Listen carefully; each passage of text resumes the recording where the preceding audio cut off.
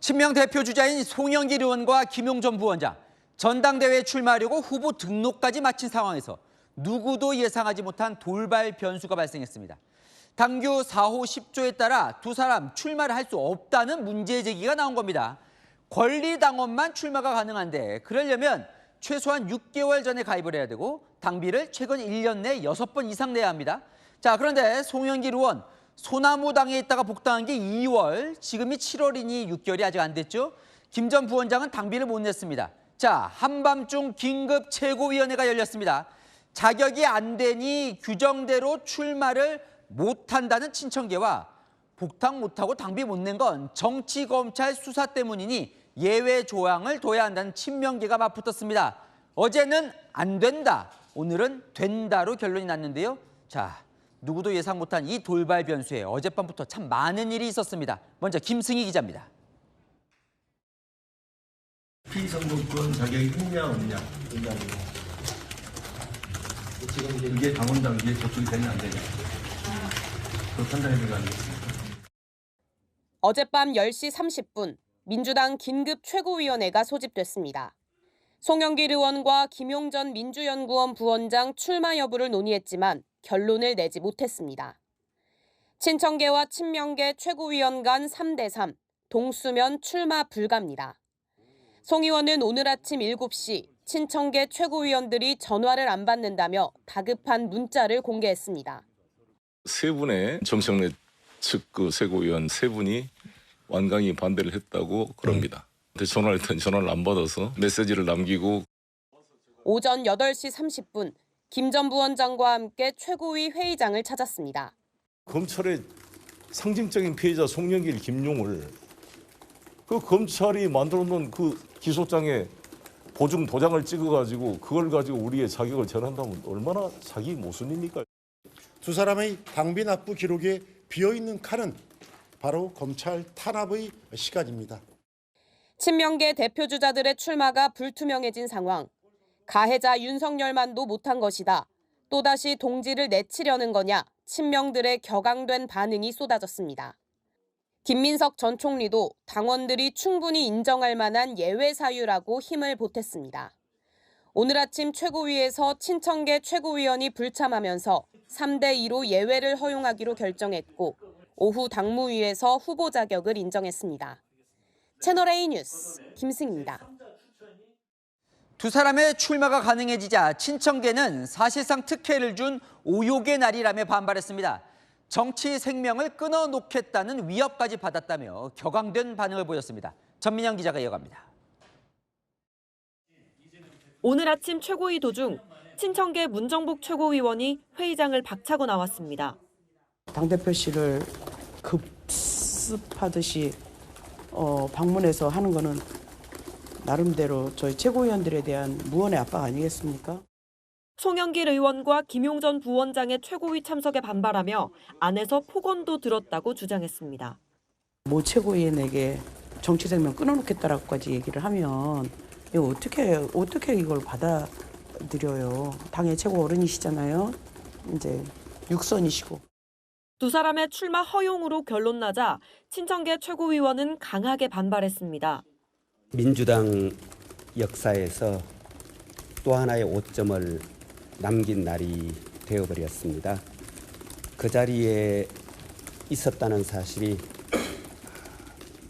대단히 부끄럽고 청년들에게 오늘의 당의 이런 결정이 어떤 신호를 보낼지 한번 다들 곱씹어 보시면 좋겠습니다. 정치 생명을 끊어놓겠다고 협박을 했다고 그런 협박을 혹시 받으신 게 있는지 저는 답변하지 않겠습니다. 조승래 전 사무총장은 차라리 이번 전당대회는 무제한, 무규정으로 치르자고 비꼬았습니다.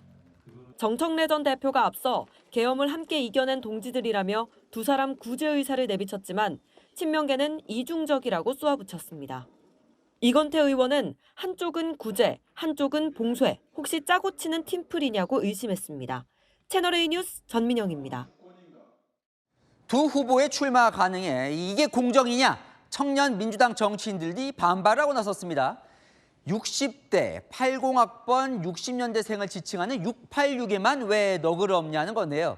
이 4년 전 청년 후보에겐 입당 조건 6개월을 채우지 못했다며 출마를 불허해놓고 왜 이번에만 특혜를 주냐는 반발입니다. 이 법적 분쟁으로 비화될 가능성도 있습니다. 최주연 기자입니다. 당대표 선거 출사표를 던진 36세 김보미 전 강진구 의원. 송영길 의원과 김용전 부원장의 전당대회 출마가 예외적으로 허용되자 이게 공정입니까라는 반발 성명서를 냈습니다. 청년 박지원은 안 되고 686 송영길은 되냐며 자격 안 되는 면접자를 위해 기준을 바꾼 셈이라고 지적했습니다. 지난 2022년 전당대회 당시 입당 6개월 미만 규정에 걸려 서류조차 접수하지 못했던 당시 26세 박지원 전 비대위원장과의 형평성 문제를 제기한 겁니다. 박지원 전 비대위원장이 소중한 더불어민주당의 인재이지만 예외를 인정할 불가피한 사유를 발견하지 못했다. 죄송합니다. 당직 선출 규정에 따른 수강법권 자격 요건의 서류 접수 자체도 증명할 수 없습니다. 당사자인 박 전 위원장도 청년은 안 되고 686은 된다는 불공정 정당을 선포한 날이라고 반발했습니다. 곧 퇴장해야 할 686에게는 한없이 너그럽고 앞날이 창창한 미래 세대는 칼날처럼 쳐내는 이중잣대 앞에 깊은 참담함을 느낀다고 했습니다. 민주당 관계자는 송영길 의원의 경우 복당이 된 사례이기 때문에 6개월 규정 적용 예외가 가능하다며 박 전 위원장 사례와는 다르다고 설명했습니다. 채널A 뉴스 최주연입니다. 김민석 전 총리가 봉화마을 노무현 전 대통령 묘역을 방문했습니다. 2002년 대선 때 노무현 당시 후보의 사퇴를 촉구하고 탈당했던 일에 대해 사과를 했습니다. 송영길 의원은 유시민 전 작가가 대통령을 깔보는 면이 있다고 주장했습니다. 배정현 기자입니다. 노무현 전 대통령 묘역을 찾은 김민석 전 국무총리.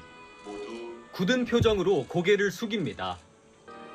지난 2002년 대선 당시 정몽준 후보와의 단일화를 주장하며 당을 탈당했던 이른바 후단협 사태를 사과했습니다. 노무현 대통령님께는 죄송한 역사가 있었고 지금 다시 이제 당대표 출마를 한 상황이기 때문에 저는 다시 한번 그런 어떤 과거에 있었던 죄송함 또 그리고 그것을 전체적으로 포용해 주신 데 대한 감사함.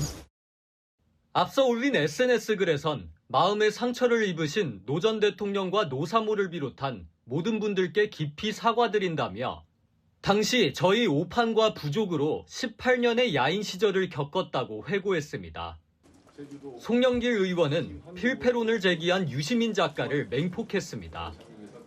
유 작가의 명문대 출신이란 허위의식이 이재명 대통령을 깔보는 면이 있다고 본다고 주장했습니다. 소위 유시민처럼 저처럼 서울대 연대 고대 나온 이런 잘 나가는 운동권 귀족들이 보기에는 듣보잡인 거잖아. 기본적인 어떤 편견이 있다. 자기 어떤 허위의식을 극복해야 된다. 김 전 총리도 유 작가의 발언을 재차 지적했습니다.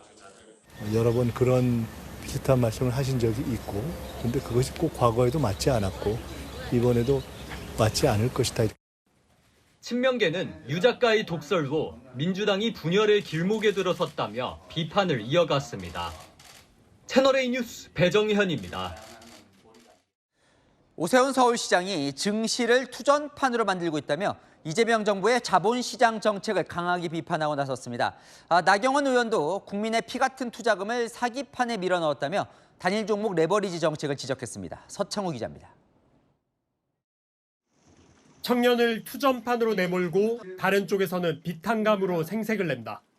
오세훈 서울시장은 정부가 청년들에게 태업을 권하고 있다며 날을 세웠습니다.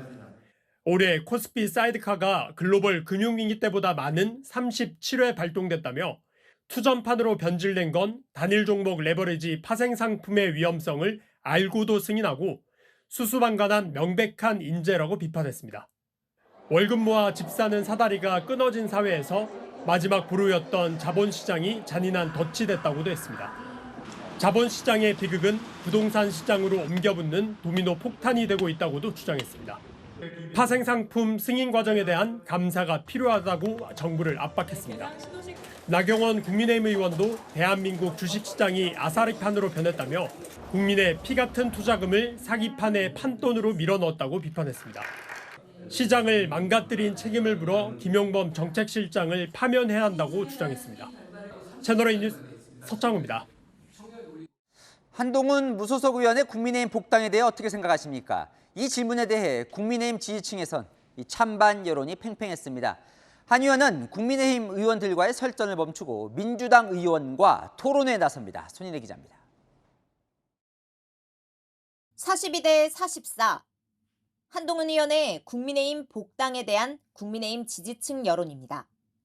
찬성만큼이나 반대 여론도 팽팽합니다. 한동훈 의원께서 당내 분란의 또 불씨가 될 수 있다라고 생각하는 분들도 꽤 늘어난 것 같습니다. 최근 계엄 당일 행적으로 안철수 의원과 설전을 벌인 한 의원은 이제 총구를 여권으로 겨눴습니다. 한 의원은 오는 23일 이건태 민주당 의원과 보안 수사권 끝장 토론을 합니다. 검사 선후배 사이, 하지만 법무부 장관과 이재명 대통령 변호인 출신으로 그동안 설전을 벌여왔습니다. 대장동 이재명 변호인들이 민주당의 공천에서 하나같이 순항죽이나는 보도를 봤습니다. 공천으로 자기 범죄에 변호사비 대납하는 겁니다. 핸드폰 24자리 그것부터 국민 앞에 까고 확인을 받으세요. 그러면 우리가 이 자리에 불러서 증인으로 부르겠습니다.